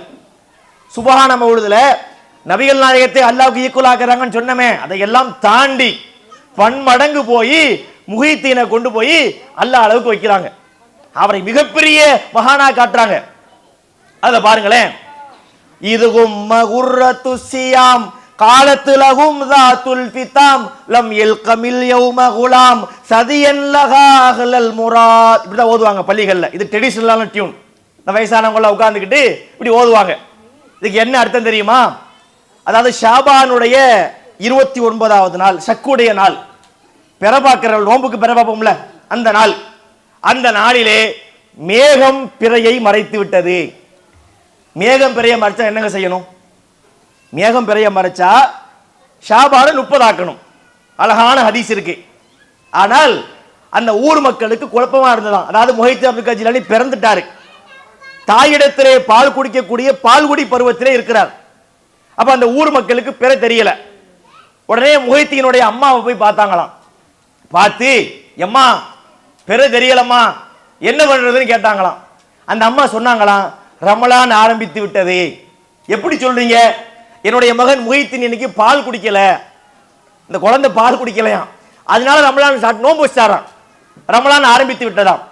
முதல்ல இந்த குழந்தைக்கு நோன்பு கடமையா? 2 வயசுக்கு உட்பட்ட குழந்தை தானே பால்குடி பருவத்தில் இருக்கும். அந்த 2 வயசுக்கு உட்பட்ட குழந்தைக்கு ரமலான் என்னன்னு தெரியுமா? நோன்பு என்னன்னு தெரியுமா? அதை ஒரு கதை விடுறாங்க. இதெல்லாம் விடுங்க, இதை விட மோசமான கதைகள் எல்லாம் வைத்திருக்கின்றார்கள். அதில் ஒன்று பார்க்கின்றோம். ஒரு நாள் முஹித்தீன் அப்துல் காதர் ஜீலானி வாக்கிங் போயிருக்கிறார், ரோட்ல நடந்து போயிருக்கிறார். அப்போ ஒரு ஆளு உடம்புக்கு முடியாம படுத்திருக்கிறார். படுத்திருந்த அந்த மனிதர் முஹைத்தீன் அவர்களை அழைத்து என்னை எழுப்பி விடுங்கள் என்று கேட்கின்றார். அது எப்படி கேட்கின்றார்? அந்த மௌலிதுல படிக்கிறாங்க, ரஆ பிஃஜ்ஜின் ஸகீமா மின் குப்திகா அய்யுகீமா லம்மா கதா முஸ்தகீமா நாதாஹு ஐயா கிவாமி இன்னி லதீனுர் ரஷாதி அஹியைதனி கையுனாதி லக்கும் பிஹி குல்லு நாதி யா முஹித்தீன் ஹாமி. இப்படி ஒரு வார்த்தை இருக்கு. இந்த வார்த்தையினுடைய அர்த்தத்தை நான் சொல்றேன், நீங்க சிந்திச்சு பாருங்க. முஹித்தீன் மௌலூதை நம்பக்கூடிய மக்கள், அவங்க யாரா வேணாலும் இருக்கட்டும், இதனுடைய மொழிபெயர்ப்பு தெரியாமல் இதை நன்மை என்று ஓதிக்கொண்டிருந்த மக்கள் நான் சொல்லக்கூடிய அர்த்தத்தை சிந்தித்து பாருங்கள். இதுக்கு என்ன அர்த்தம்? ரஆபி ஃபஜ்ஜின் சகீம், சகீம்னா நோயாளி. ஒரு நாள் முஹித்தீன் நடந்து போயிருக்கிறார். அப்போ ஒரு ஆளு ரோட்ல முடியாம படுத்திருக்கிறார். அவரு முஹித்தீனை கூப்பிட்டு, அத்தா எந்திரிக்க முடியலத்தா, கொஞ்சம் தூக்கி விடுங்கத்தா அப்படின்னு கேட்டிருக்கிறார். உடனே இவர் போய் அவரை தூக்கி நிலை நிறுத்தி இருக்கிறார். நிலை நிறுத்திய உடனே அந்த சீக்காளி சொல்லுகிறார், நான் யார் தெரியுமா? இன்னீல தீனுர் ரஷாத், நான் தான் நேரான இஸ்லாமிய மார்க்கம். அஹியைத்தனி கையுனாதி, இங்க என்னையவே தூக்கி நிறுத்திட்டீங்களே. அதாவது இஸ்லாமிய மார்க்கமே எழ முடியாமல் நோயுற்று நலிவுற்று சீக்கு பிடிச்சி எந்திரிச்சு நிக்க முடியாமல் முடங்கி சுருண்டு உருண்டு ஒரு மூலையில கிடக்குது. இவர் போய் தூக்கி நிறுத்தி விட்டாராம். நிறுத்திய உடனே அந்த நோயாளி இவரை பார்த்து சொன்னாராம், நான் தான் நேரான இஸ்லாமிய மார்க்கம், நீங்கள் என்னையவே தூக்கி நிப்பாட்டிட்டீங்களே, எனவே இன்று முதல் நீங்கள் அனைவராலும் முஹித்தீன் என்று அன்போடு அழைக்கப்படுவீர்கள் அப்படின்னு சொல்லிட்டாராம். முஹித்தீன் என்ன அர்த்தம்? மார்க்கத்தை உயிர்ப்பித்தவர் அர்த்தம். முஹி என்றால் உயிர்ப்பித்தவர், தீன்னா மார்க்கம், முஹித்தீன்னா மார்க்கத்தை உயிர்ப்பித்தவர். இந்த வார்த்தையே ஷிர்க். முதல்ல முஹித்தீன் ஒருத்தருக்கு பேர் வச்சோன்னு வைங்க, அந்த வார்த்தை என்ன? ஷிர்கான வார்த்தை, இறைவனுக்கு நிகரான வார்த்தை. இந்த மார்க்கத்தை உயிரோடு வைத்திருப்பவன் யார்? இறைவன் இல்லையா? அந்த தன்மையை போய் ஒரு மனுஷனுக்கு கொடுத்து இந்த இவர் தான் மார்க்கத்தை உயிர்ப்பித்தார் என்று சொன்னால் லா இலாஹ இல்லல்லாஹ் கிடையாது, அங்கே முஹம்மது ரசூலுல்லாஹ்வும் கிடையாது, அங்கே முஸ்லிம் என்ற அந்த லேபிளுக்குள்ள அவர்கள் வரமாட்டார்கள். சிந்திக்க வேண்டாமா? எப்படிப்பட்ட மோசமான நச்சு கருத்து என்று பாருங்கள் வைத்திருக்கின்றார்கள். முஹித்தீன் மௌலூதுல ஏராளமா வைத்திருக்கின்றார்கள். அதே போல யா குத்துபான்னு ஒண்ணு இருக்குது, இந்த முஹித்தீனுக்காக ஓதக்கூடிய யா குத்துபா, அதுல ஒண்ணு வச்சிருக்கிறாங்க பாருங்களேன். அதுல ஒண்ணு சொல்லுவாங்க, வமயுனாது சிமி அல்ஃபம்பி கல்வதிஹி அஸ்மம் பிஹிம்மதிஹி ஷர்மன் லிஹஃபவதிஹி அஜப்தஹு முஸ்லிம் மின் ஜலி தஅவதிஹி ஃபல்யது யா அப்துல் காதிர் முஹியத்தீன். இப்படி ஒன்று படிப்பாங்க. இதுக்கு என்ன அர்த்தம் தெரியுமா? அதாவது முஹித்தீன் சொன்னாராம், வமயுனாது சிமி, யார் என்னுடைய பெயரை சொல்லி அழைப்பாரோ, அல்ஃபன், அல்ஃப்னா 1000, 1000 முறை என்னுடைய பெயரை சொல்லி அழைக்கணும். இவங்க போடுற கண்டிஷன்லாம் பார்த்தீங்கன்னா எல்லாமே வில்லங்கமான கண்டிஷனா இருக்கும். எப்படி அழைக்கணும்? அதாவது அவரு ஹல்வத்திஹி, ஹல்வத்துனா என்ன? தனிமையில இருக்க வேண்டும், யாரும் கூட சேர்க்க கூடாது, சிங்கிளா இருக்கணும், மிங்கிள் ஆயிடக்கூடாது, தனியா இருக்கணும், இருட்டுக்குள்ள இருக்கணும், கண்ணுல தூக்கம் இருக்கணும், ஆனா தூங்க கூடாது. மாதிரி வில்லங்கமான நேரத்திலேயே அவுலியாக்கள் வர்றாங்க. நல்ல தெளிவோடு இருக்கும்போது வர வேண்டியதானே? முதல்ல அவுலியாக்கு இருட்டுக்குள்ள என்ன வேலை நம்ம கேட்கணும். ஏன் அவுலியாக்களையா இருட்டுக்குள்ள வராங்க? இப்படி வர வேண்டியதானங்க. இப்படி ஒரு சபை, 4 லைட்டு போட்டிருக்கிறோம், கேமரா இருக்குது, மக்கள்லாம் பார்க்குறாங்க. இங்க அவுலியா குதிரையில அப்துல் காதர் ஜிலானி இங்க படார்னு குதிச்சு என்னை சட்டையை பிடிச்சி ஒரு ஏத்திட்டு என்னையோட இல்லைன்னு சொன்னேன் அப்படின்னு சொன்னா நம்ம போறோம் நம்ம எல்லாரும். இதுல இன்னொன்னு என்னன்னா, அதாவது ஒரு காரியத்தை நம்ம யார்கிட்ட நிரூபிச்சு காட்டணும்? சிம்பிளா கேட்கிறேன், ஒரு விஷயத்தை நம்ம யார்கிட்ட நிரூபிக்கணும்? யார்கிட்ட நிரூபிக்கணும்? மறுக்கிறவன்ட்டு நிரூபிக்கணும். ஏத்துக்கிட்டவன் ஆல்ரெடி ஏத்துக்கிட்டான், என்னை இல்லைன்னு சொல்றது யாரு? நான் வர்றேன், ஏன் வரமாட்டாங்க? இருந்தா தானே வருவாங்க. அதே மாதிரி போற கண்டிஷன் பாத்தீங்களா? இருட்டுக்குள்ள தூக்கம் இருக்கணும், ஆனா தூங்க கூடாது. ஏன் இப்படி கண்டிஷன் போடுறாங்க? அதே மாதிரி ஒன்று போடுவாங்க, இந்த பூரியா பாத்தியான்னு ஒண்ணு உண்டு, அதுவும் குறிப்பாக டெல்டா மாவட்டங்கள் இது நிறைய உண்டு. பூரியா பாத்தியானா என்ன? அது ஒரு பாத்தியா ஓதுவாங்க. ஜாஃபர் சாதிக்கு கிசாம் பாத்தியான்னு அதுக்கு பேர் இருக்கு. அதாவது பூரி சுட்டு பாயாசம்லாம் காய்ச்சி அது நல்லா டேஸ்டா தான் இருக்கும், அந்த பதார்த்தம் டேஸ்டா இருக்கும். இவங்க செய்யக்கூடிய செயல் வேஸ்ட்டுங்கிறத நம்ம புரிஞ்சுக்கணும். அதை செஞ்சு வச்சுக்கிட்டு அவங்க ஒரு பாத்தியா ஓதுவாங்க. அதில் பார்த்தீங்கன்னா அதுல ஒரு நடைமுறை இருக்குது. என்ன நடைமுறைன்னு சொன்னா, பூரி சுட்டு பாயாசம்லாம் காய்ச்சி ஆப்பிள் பேரிச்சம்பழம் அந்த மாதிரி சில பதார்த்தங்கள் அவுளியாக்களுக்கு பிடிச்ச டிஷ்ஷெல்லாம் இருக்கு, அதெல்லாம் ரெடி பண்ணி ஒரு ரூமுக்குள்ள வச்சு பூட்டிடணுமா. பூட்டிய கதவுக்குள்ளே அவுளியாக்கள் காட்சி தருவார்கள். காட்சி தந்த அவுளியாக்கள் பூரியை பிரிச்சு ஒரு மேய்வாங்க, பாயாசத்தை ஒரு குடி குடிப்பாங்க அப்படின்னு சொல்றாங்கல்ல. சரி, பூரியை உள்ள வச்சு பூட்டதுக்கு முன்னாடி எண்ணி வைப்போம். பூரிங்கிறது என்ன, கவுண்டபிள் நவுன் தானே, அது எண்ணக்கூடிய பொருள் தான், அன்கவுண்டபிள் இல்ல. எண்ணி வைக்க 100 பூரி எண்ணி வைக்க முடியும். எண்ணி வச்சு பூட்டியாச்சு. அவுளியாக்கள் வர்றாங்க, சாப்பிட்டு போயிட்டாங்க. மறுபடியும் போய் ரீகவுண்ட் பண்றோம், மறுபடியும் எண்ணி பார்க்கிறோம். 90 பூரி இருந்தால் 10 பூரி அவுளியாக்கள் அடிச்சிட்டாங்கன்னு புரிஞ்சுக்கலாம். அப்படின்னு கேட்டா எண்ணி பார்க்க கூடாது. கண்டிஷனை பாருங்களேன், பூரியை எண்ணக்கூடாதான், வானம் பார்க்க கூடாது. பூமி மேல கட்டியிருப்பாங்க, இந்த பூரியை வைக்கக்கூடிய இடத்துல பாத்தீங்கன்னா பூரிக்கு மேலே ஒரு கட்டி இருப்பாங்க. வானம் பார்க்க கூடாதான், பூமி பார்க்க கூடாதான், பூரியை எண்ணக்கூடாதான். அவுளியாக்கள் வந்து சாப்பிடுவாங்களாம். இந்த கண்டிஷனே ஒரு வில்லங்கமா இல்ல. அதே மாதிரி அப்துல் காதர் ஜிலானி எப்போ வருவாரு, இருட்டுக்குள்ள வருவாரு, தனியா இருந்தா தான் வருவாரு. சரி, இருட்டுக்குள்ளேயே வரட்டுமா என்று பார்த்தா அதுக்கு ப்ரூஃப் கிடையாது.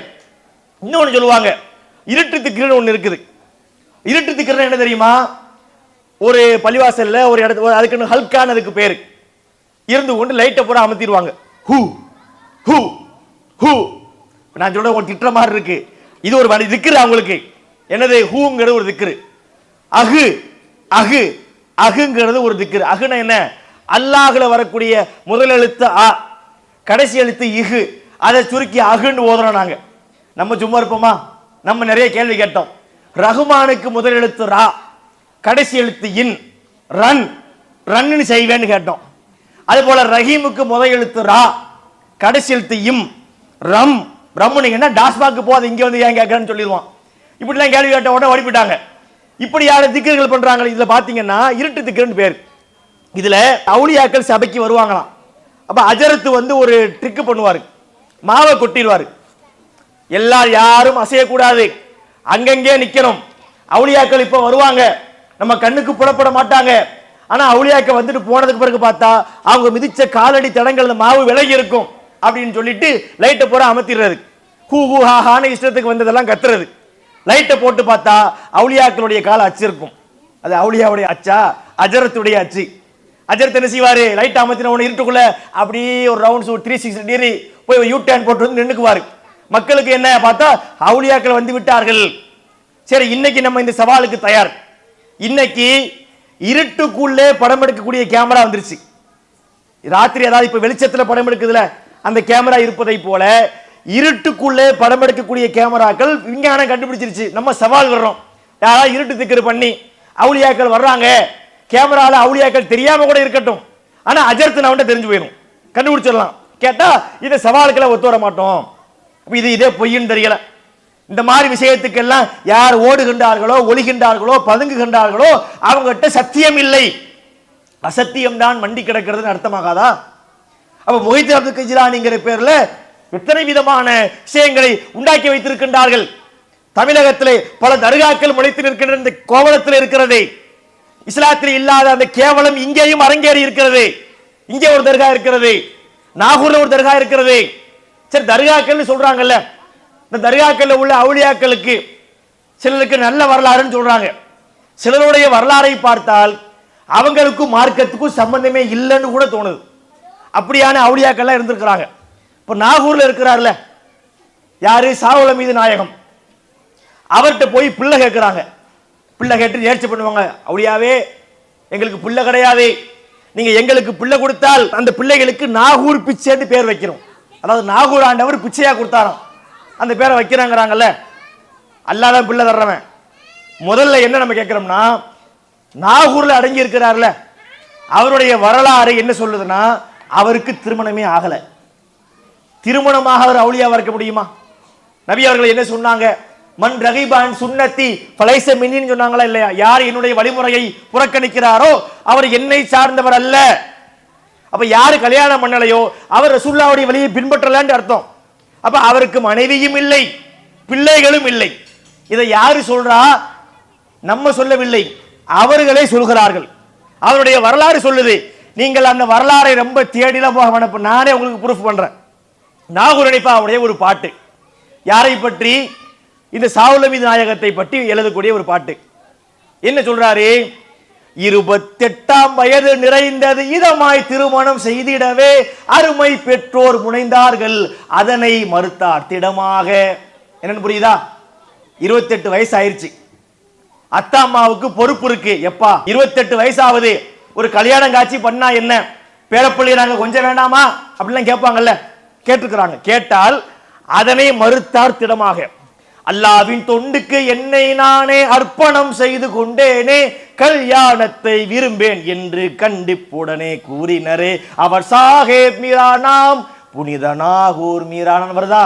கருணை கடலாம் காதர் வழியின் காரண சரிதம் கேளுங்கள், அதுல வருது.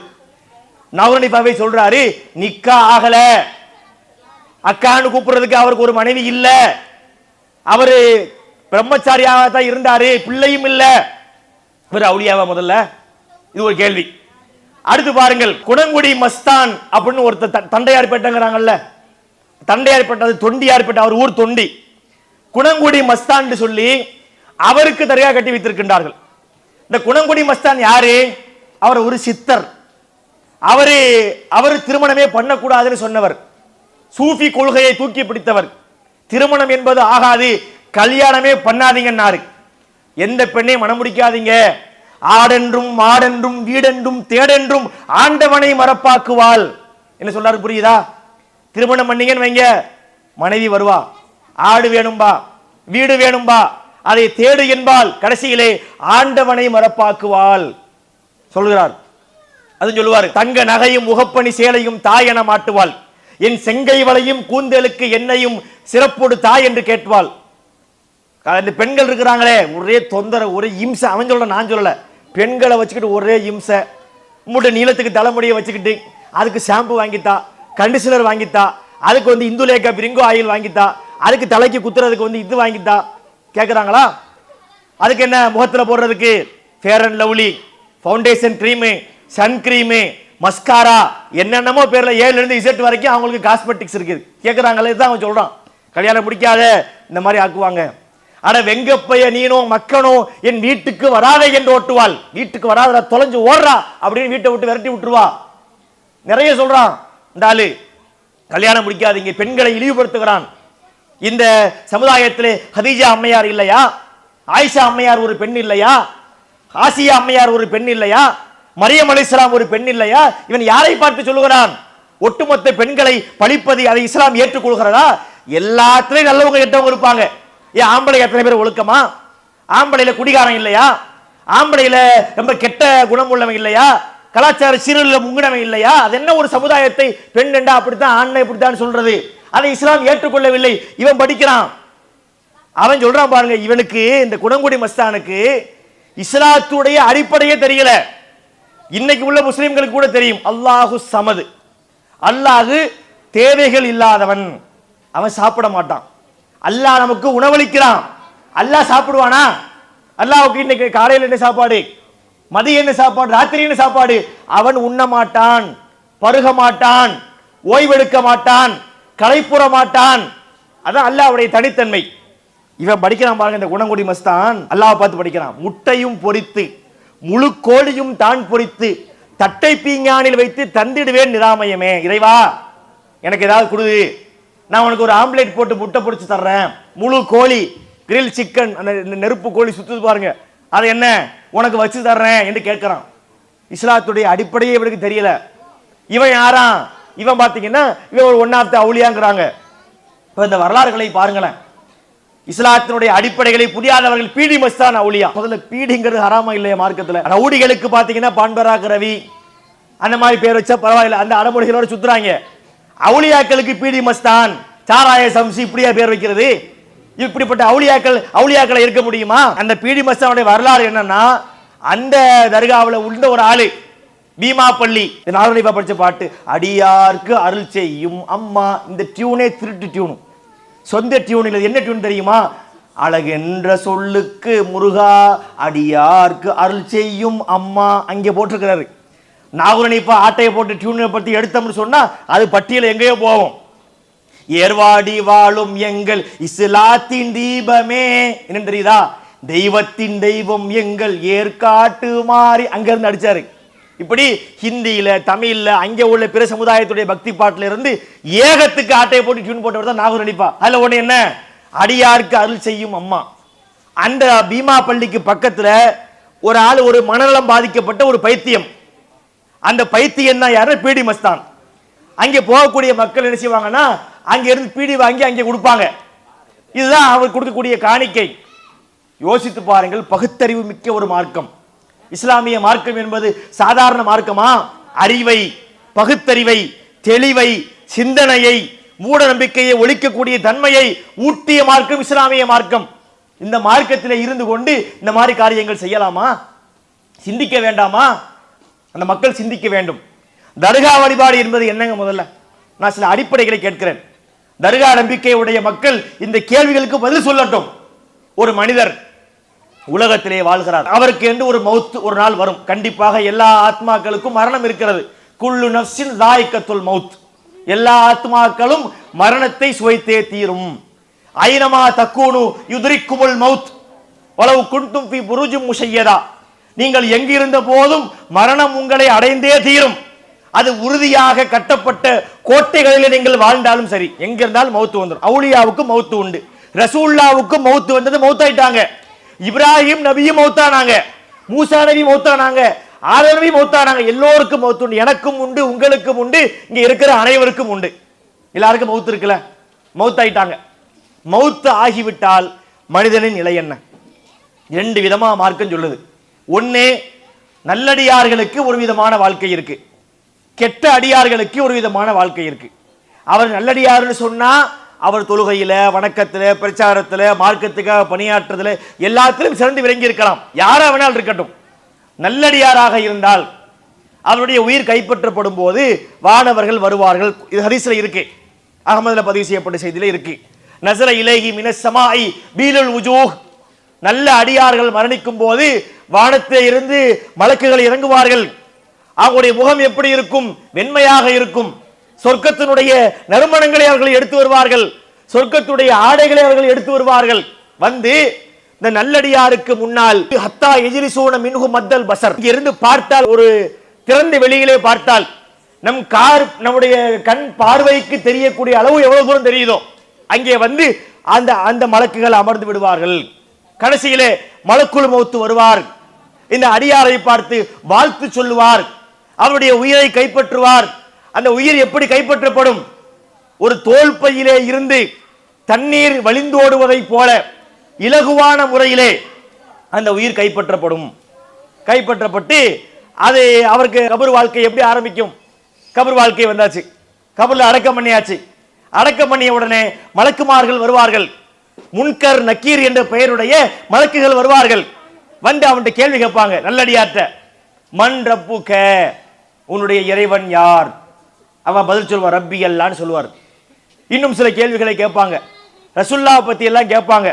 அவர் எல்லா கேள்விகளுக்கும் பதிலளிப்பார். உடனே அவருக்கு சொல்லப்படும், அடியாரே, அல்லாஹ்வின் அடியாரே, இதோ உங்களுக்கு உரிய நரகம். முதல்ல நரகத்தை காட்டுவாங்க. இது உங்களுக்கு உரிய நரகம். நீங்கள் பாவம் செய்திருந்தால், தீமைகள் செய்திருந்தால் நரகத்துக்கு போயிருப்பீங்க. ஆனா நீங்க அப்படி செய்யல, அதனால உங்களுக்கு சொர்க்கம் என்று இரண்டாவதாக அவர்களுக்கு சொர்க்கம் காட்டப்படும். காட்டப்பட்டு அவர் வெற்றி அடைந்து விட்டார். இப்ப இவர் என்ன செய்வாராம்? கபூர்ல இருந்து கிளம்புவாராம், புறப்பட ரெடியா வாராம். எங்கெங்க போறீங்க? வீடு வரைக்கும் போய் எங்க சொந்தக்காரங்கிட்ட போய் இந்த நற்செய்தியை சொல்ல போறேன் என்று அவர் புறப்படுவார். அனுமதி வழங்கப்படுமா? வழங்கப்படாது. அப்போது அவர் அங்கே தூங்க வைக்கப்படுவார். என்ன சொல்லி தூங்க வைக்கப்படுவார்? அந்த ஹதீஸ்ல வருகிறது, நம் க நௌமத்தில் அரூஸ். இதான் சொல்ற வார்த்தை. நம்மனா தூங்குன்னு அர்த்தம். அரூஸ்னா என்ன? புது மாப்பிள்ளைன்னு அர்த்தம். புது மாப்பிள்ளை தூங்குவதை போல நீ உறங்கு என்று சொல்லப்படும். நம்ம கூட இந்த தர்காக்காரங்கிட்ட கேட்டோம், எங்க சந்தன கூடுங்கிறீங்க, உருசுங்கிறீங்க, அதுக்கு ஆதாரம் இருக்குதா? ஹதீஸ்ல கொண்டு வாங்கன்னு கேட்டோம். இதைத்தான் சொன்னாங்க, நமக்கு நௌமத்தில் அரூசுன்னு இருக்குல்ல, அரூசுன்னு இருக்கு, உருசுண்டா இருக்கு. சரி, அரூசுக்கு என்ன அர்த்தம்? புது மாப்பிள்ளைன்னு அர்த்தம். நீங்க கொண்டு வரீங்களா உருசு, புது மாப்பிள்ளையா? என்னத்தையாவது சொல்றது. கேட்டு அப்புறம் மாட்டிக்கிறது. இந்த மாதிரிலாம் அவங்களுடைய பிரச்சனைகள் இருக்கிற நீங்க பார்க்கலாம். அதில் பார்த்தீங்கன்னா புது மாப்பிள்ளையை போல உறங்க வைக்கப்படுறாரு. எது வரைக்கும் உறங்க வைக்கப்படுறாரு? கியாமத் வரைக்கும். ஒரு நல்லடியார் கேள்வியெல்லாம் கேட்கப்பட்டு அவருடைய கபர் விசாலமாக்கப்பட்டுரும். அவர் தூங்குவார். சாதா தூக்கம் அல்ல, புது மாப்பிள்ளை தூக்கம். புது மாப்பிள்ளைக்காரன் விடியஞ்சா தூங்குவான் பாருங்க, ஒரு முரட்டு தூக்கம் தூங்குவான். ஏங்க சோறு இருக்குங்க, எங்க அம்மா உங்களுக்காக வேண்டி கறியெல்லாம் ஆக்கி இருக்கிறாங்க, பூரியெல்லாம் சுட்டுருக்குறாங்க, எது வருவானா? அவன் பாட்டு தூங்குவான், ஆழ்ந்த தூக்கம். இந்த மாதிரி அந்த நல்லடியார்கள் தூங்குவாங்க. இதுவரைக்கும் கியாமத்து வரைக்கும் தூங்குவாங்க. அந்த அடிப்படையிலே முஹைத்தீன் என்பவர் நல்லடியாராக இருந்தால், சொர்க்கவாசியாக இருந்தால், அவர் என்ன பண்ணிட்டு இருக்கிறார்? இப்ப நல்லா தூங்குறார். சாவுலமீது நாயகம் நல்லடியாராக இருந்தால் தூங்கி கொண்டிருப்பார். ஏர்வாடி இப்ராஹிம் அவர் யாரு? சைக்காட்ரிஸ்ட், அதாவது மனநலங்களை, அதாவது பைத்தியங்களை குணமாக்கக்கூடிய சைக்காட்ரிஸ்ட் தானே சொல்றாங்க. அவர் யாரு? அவர் தூங்கிட்டு இருப்பார் நல்லவராக இருந்தால். இது இஸ்லாம் சொல்லக்கூடிய அடிப்படை. இன்னொரு அடிப்படை என்ன? கெட்ட அடியார்கள், பாவிகள், பல தவறுகள் செய்தவர்கள், அவங்க மௌத்தாயிடுறாங்க. அப்ப என்ன? வானத்துல இருந்து கருமை நிறமுடைய, முகத்துல கருமை நிறமுடைய மலக்குகள் வருவாங்க. வந்து அவங்க முன்னாடி உட்காருவாங்க. அவன் பார்த்தாலே அரண்டு மிரண்டு போயிடுவான். கடைசியில மலக்குள் மௌத்து வருவாரு. அவனை அடிப்பாரு. எதிலி கூட உஜூககும் அதுபாரகம், முகத்தில் அடிக்கிறது, விழாவில் அடிக்கிறது. அடிச்சு அவனுடைய உயிரை பிடுங்கி எடுப்பது. எப்படி? ஈரத்திலே நினைக்கப்பட்ட ஒரு கம்பளியை அதுல உள்ள நூலை பிடிச்சு இழுக்க முடியுமா? எருமாடு தோல் மாதிரி ஆயிரும். சாதா துணியில காட்டன்ல நீ நூலை எடுத்துடலாம், கம்பளியில எடுக்க முடியுமா? முடியாது. அந்த கம்பளியை ஒரு வாளியில முக்கிய எடுத்தோம்னு சொன்னா அது எருவு மாட்டு தோல் தான் கிட்டத்தட்ட. அதனுடைய நூலை பிச்சு எடுக்க முடியுமா? முடியாது. இழுத்தா பிச்சு தான் இழுக்கணும். அதுபோல இந்த கெட்டவனுடைய உடலிலே இருந்து உயிர் என்பது கொடூரமாக கைப்பற்றப்பட்டு அப்புறம் கபர்ல வேற கேள்வி இருக்குது. மலக்குகள் கேட்பார்கள், உன் இறைவன் யார்? மன் ரப்புக? ஹா ஹா லா அதிரி. அவன் சொல்லுவான் பதில், ஐயையோ எனக்கு தெரியாதே. உன்னுடைய மார்க்கம் என்ன? ஹா ஹா லா அதிரி, தெரியாதே, எல்லாவற்றுக்கும் தெரியாதுன்னு சொல்லுவான். அப்புறம் என்ன? ஃபெயிலா போயிட்டான். அவனுக்கு முதல்ல சொர்க்கம் காட்டப்படும். பார் உன்னுடைய சொர்க்கம், நீ ஒழுங்கா வாழ்ந்திருந்தால் இந்த சொர்க்கத்துக்கு போயிருப்பாய். ஆனால் நீ ஒழுங்கா வாழல, இந்தா உனக்குரிய நரகம் காட்டப்படும். அங்கே கபரிலே அந்த கபர் அவனை நிற்கும். அவனுடைய விலா எலும்புகள் ஒன்றோடு ஒன்று கோர்த்து கொள்ளக்கூடிய அளவிற்கு கபர் அவனை நெருக்கும். அவனுடைய கபர் நெருப்பால் நிரப்பப்படும். இரும்பு செம்மட்டியால் அவன் அடிக்கப்படுவான். ஹதீஸ்ல இருக்கிறது. அப்ப யாரு கபர்ல முழிச்சிருப்பா? கபூர்ல முழிச்சிருக்கிறது யாரு? தீயவன், நரகவாதி, கெட்டவன் முழித்திருப்பான். அவனுக்கும் கேட்காது. அல்லாஹ் சொல்லக்கூடிய வசனத்தை சொல்றான், பர்ஸகுன் இலா யௌமி யுபாஸூன். குர்ஆன் வசனம் இது. இந்த உலகத்திற்கும் அந்த உலகத்துக்கு மத்தியில என்ன ஒரு திரை இருக்கிறது. இங்கே நடக்கிறது அங்கே கேட்காது, அங்கே நடக்கிறது நமக்கு கேட்காது.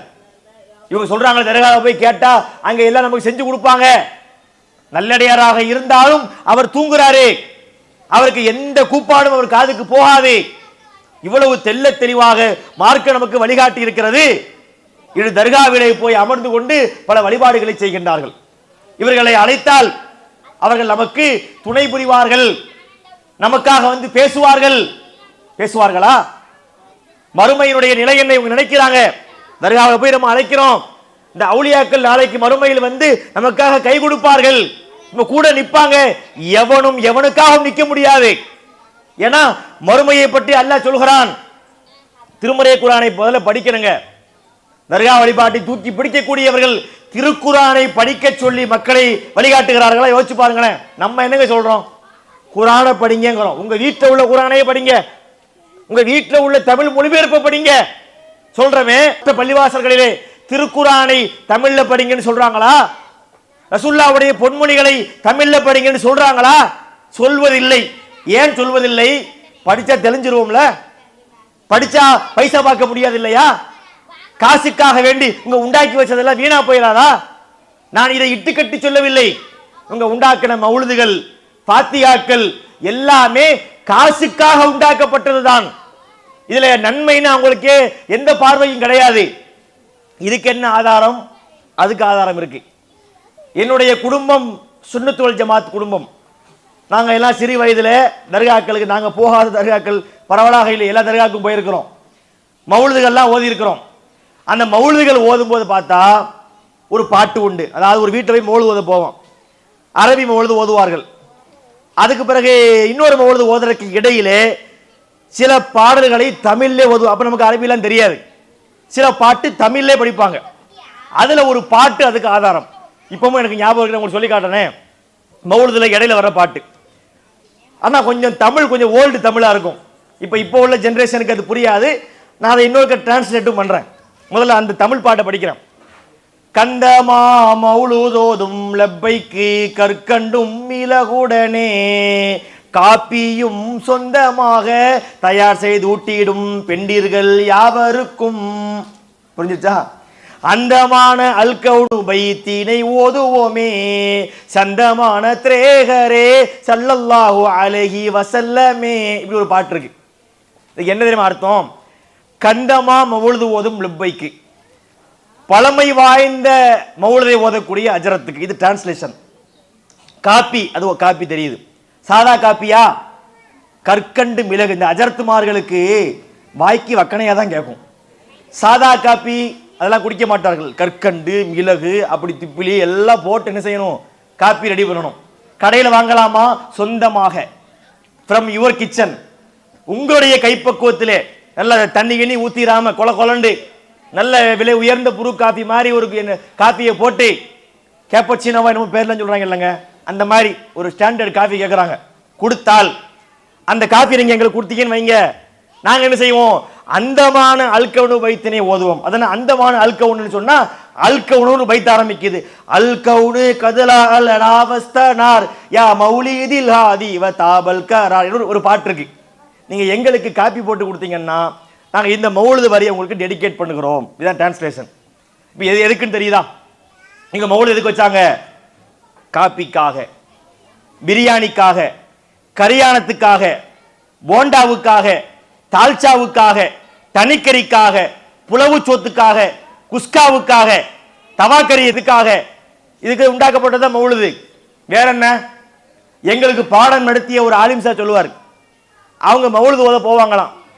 ஓத போகும்போது அதுல ஒரு பையன் படிப்பானாம். எப்படின்னா, சல்லூபினா பிஹ்திமாமி ஆலா ஷஃபீல் அனாமி ஹாபிபி முஹ்யல் இலாமி அலைஹி, இப்படி போகும் அந்த பாட்டு. இவன் படிப்பானா, இந்த ஒரு சேட்டக்கார பையன். சல்லூபினா பிஹ்திமாமி சாயாவை கொண்டு வா மாமி. அம்மா எவ்வளவு நேரம் கத்துறோம், ஒரு டீயை போட்டு கொண்டாமா. அப்ப எதுக்குன்னு புரியுதா? இவர்கள் அதை வணக்கமாக செய்யவில்லை. எந்த அஜரத்தாவது தாயத்து போடக்கூடிய அஜரத்து தன் பிள்ளைக்கு தாயத்து போடுவதுண்டா? எந்த அஜர்த்துமார்களாவது தங்கள் வீட்டிலே மௌலுது ஓதுவதுண்டா? எந்த அஜர்த்துமார்களாவது தர்காவுக்கு நன்கொடை கொடுத்ததுண்டா? அதையும் நம்மள்ட்ட மட்டும் வாங்குறாங்க. நன்மை தானே. தர்காவுக்கு நீங்கள் காசு கொடுத்தால், நன்கொடை கொடுத்தால், அப்படி இப்படி உங்களுக்கும் தேவை தானே. அஜர்த்து முதல்ல 10,000 ரூபாய் எழுதுங்க, நாங்க பின்னாடி எழுதுன்னு கேட்டு பாருங்க, அதெல்லாம் எங்களுக்கு எல்லாம் கொடுத்துருவாங்க. அப்ப தெரியுதா இது எதற்காக உண்டாக்கப்பட்டது? எல்லாம் காசுக்காக உண்டானது. நம்மகிட்ட பைசா பார்க்கறதுக்காக இங்க உண்டாக்குனாங்களே தவிர அதுல எந்த வணக்கமும் இல்லை. அதிலே வழிகேடு தான் நிறைந்திருக்கிறது. வழிபாடா? மௌலுது என்பது வழிபாடா? தர்கா என்பது வழிபாடா? எல்லாம் வழிகேடு.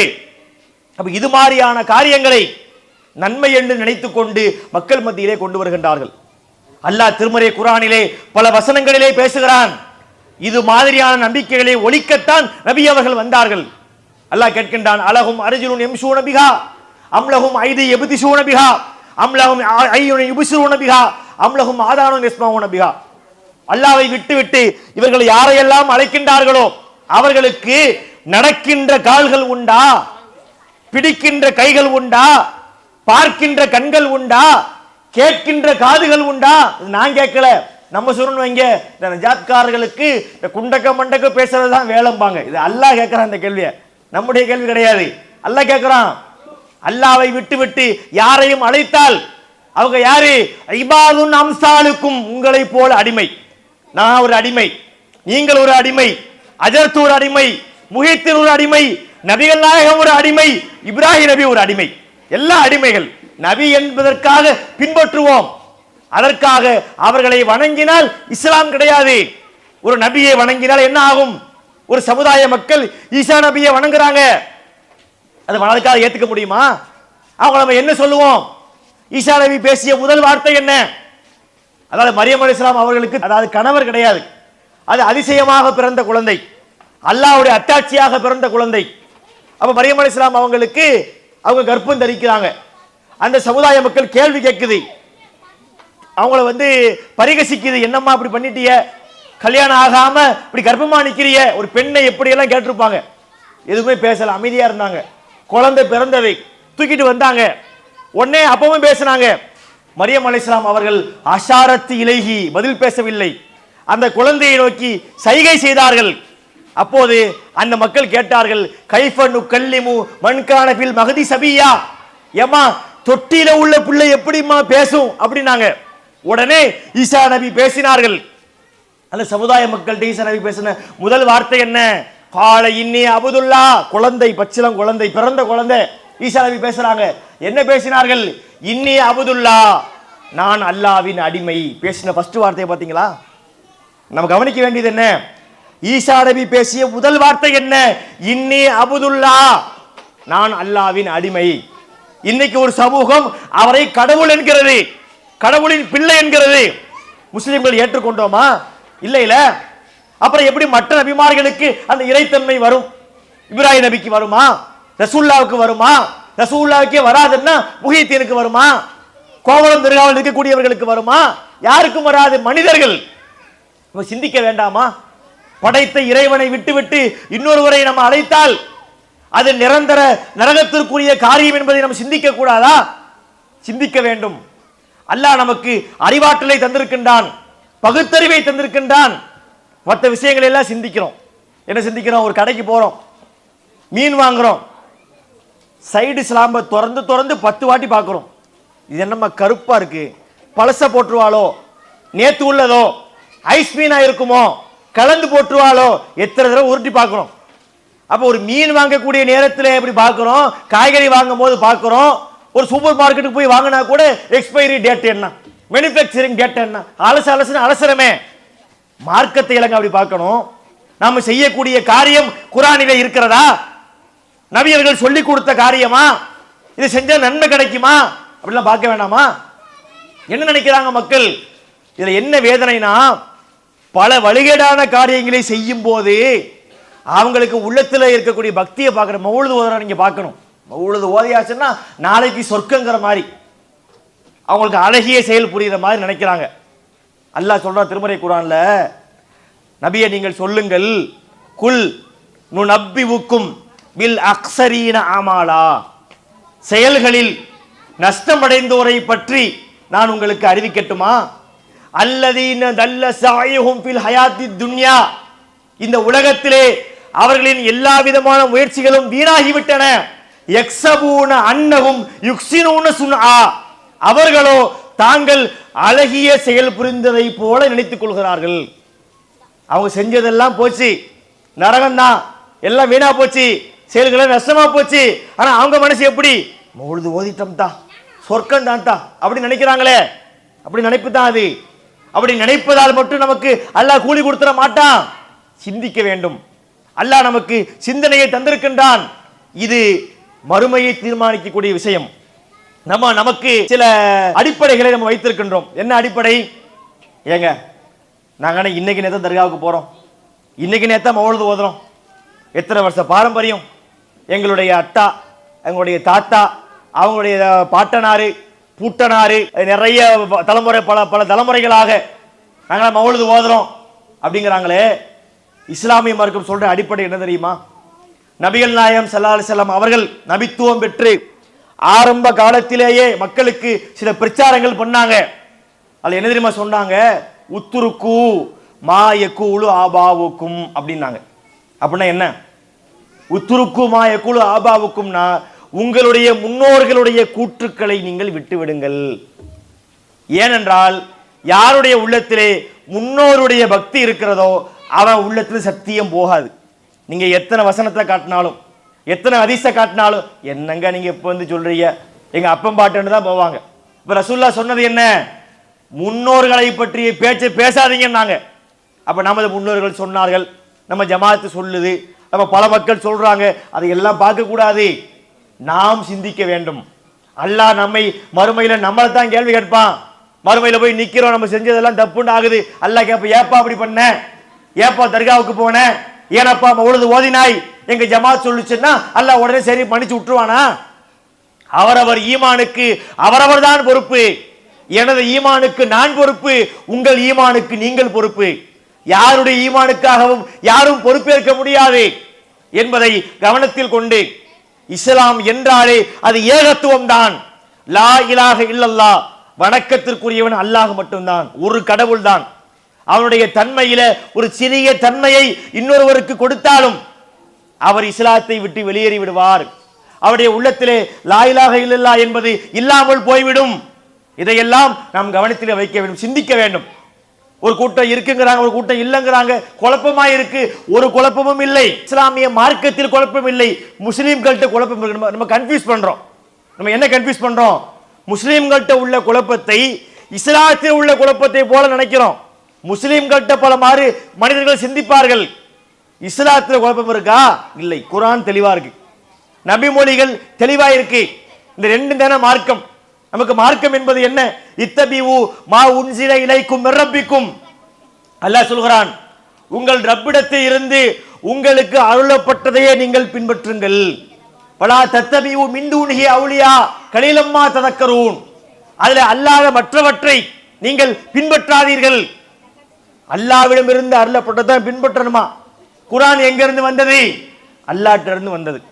நபிமொழிகள் எங்க இருந்து வந்தது? அல்லாஹ்ட்ட இருந்து வந்தது. அதை பின்பற்றலாம். தர்கா எங்க இருந்து வந்தது? அல்லாஹ்ட்ட இருந்து வரல. மௌலிது எங்க இருந்து வந்தது?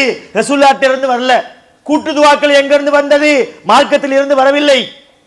அப்ப இது மாதிரியான காரியங்கள் எல்லாம் நம்ம செஞ்சோம்னா கண்டிப்பா அது நமக்கு நரகத்தை நோக்கி அழைத்து சென்று விடும் என்பதை சிந்திக்க வேண்டும். எனவே இந்த அடிப்படைகளை நீங்கள் புரிந்து கொள்ள வேண்டும். இஸ்லாமிய மார்க்கம் என்பது இந்த லா இலாஹ இல்லல்லாஹ் தான், குர்ஆன் தான், நபிமொழிகள் தான். இதை மாத்திரம் நம்ம பின்பற்றும் போது அது நமக்கு நல்ல வழியை காட்டும். இதை விட்டுவிட்டு அவர் சொன்னார், இவர் சொன்னார், ஊரிலே சொன்னார்கள், முன்னோர்கள் சொன்னார்கள், சொந்தக்காரங்க சொன்னார்கள், அஜர்த்துமார்கள் சொன்னார்கள் என்று செய்தால் கண்டிப்பாக அது வழிகேட்டிலே தான் கொண்டு போய் சேர்க்கும். நாம் சிந்திக்க வேண்டும். எவ்வளவோ கஷ்டப்படுறோம், மார்க்கத்திற்காக நாம் சில வணக்கங்கள் செய்கிறோம், ரமலானிலே நோன்பு பிடிக்கிறோம், தொழுகையை நிறைவேற்றுகிறோம், ஏழைகளுக்கு எல்லாம் நம்ம உதவி செய்கிறோம். இந்த நன்மைகள் எல்லாம் நமக்கு எப்போது பலன் தரும்? நம்மிடத்திலே ஏகத்துவம் இருந்தால் மட்டும்தான் பலன் தரும். ஏகத்துவம் இல்லை என்றால் எல்லாம் அழிந்து போகும். நபியே, நீர் இறை கற்பித்தால் உன்னுடைய எல்லா நல்லறங்களும் அழிந்து போகும். தௌஹீது இல்லைன்னு சொன்னா எல்லா வணக்கமுமே போயிடும். அதை கவனத்தில் வைத்துக் கொண்டு என்றைக்கும் ஏகத்துவவாதியாக வாழ வேண்டும். அல்லாஹ்வை மாத்திரமே வணங்கி வழிபட வேண்டும். அல்லாஹ்வும் தூதரும் சொல்லித்தந்த சட்டங்களை மட்டுமே பின்பற்ற வேண்டும். அப்படி சரியான இஸ்லாத்தை நம் வாழ்க்கையிலே கடைபிடித்து முஸ்லீம்களாகவே வாழ்ந்து முஸ்லீம்களாகவே உலகை விட்டு பிரிகின்ற நல் வாய்ப்பினை, பாக்கியத்தினை அல்லாஹ் நம் அனைவருக்கும் வழங்குவானாக என்று கூறி என் உரையை முடித்துக் கொள்கின்றேன். அஸ்ஸலாமு அலைக்கும் வரஹ்மத்துல்லாஹி வபரகாத்துஹு. இஸ்லாம் மற்றும் சமுதாய செய்திகளை அறிந்து கொள்ள தமிழ்நாடு தௌஹீத் ஜமாஅத் யூடியூப் பக்கத்தை உடனடியாக சப்ஸ்கிரைப் செய்து கொள்ளுங்கள். மேலும் பெல் பட்டனையும் கிளிக் செய்து கொள்ளுங்கள்.